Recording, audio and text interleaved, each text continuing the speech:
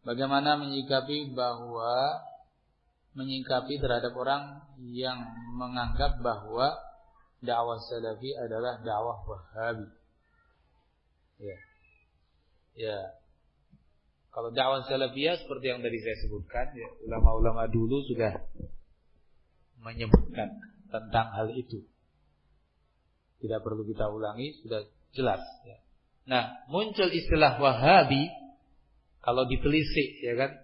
Ditelisik seperti di beberapa kitab, sesungguhnya itu adalah label dari musuh-musuh Islam, orang-orang Inggris kalau nggak salah, kepada dakwah yang benar untuk menjauhkan umat dari dakwah yang benar. Asal usulnya itu. Ya. Tapi kemudian merebak sehingga beredar di kalangan muslimin julukan-julukan Wahabi kepada dakwah yang benar. Akhirnya yang jadi sasaran adalah Syekh Muhammad bin Abdul Wahhab rahimahullah. Padahal beliau membawa dakwah yang benar, tidak membawa dakwah yang salah. Nah, momok ya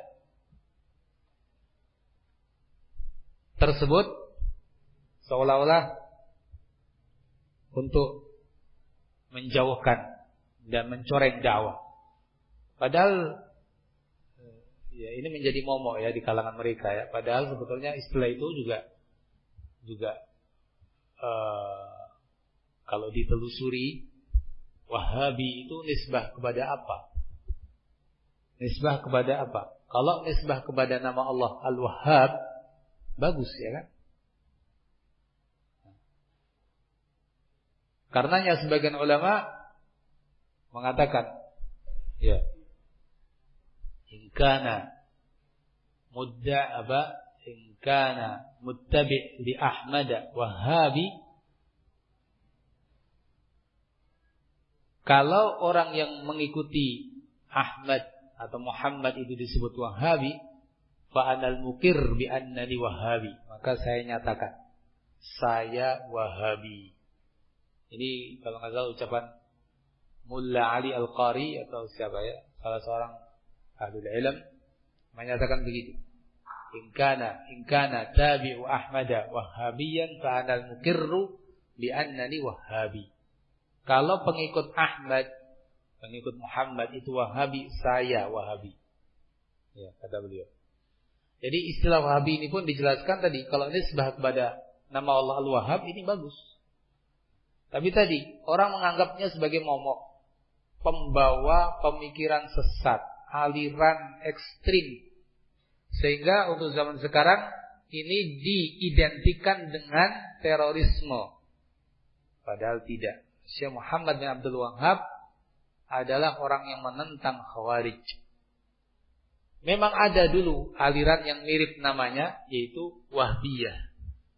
Bukan Wahabi, tapi Wahbi.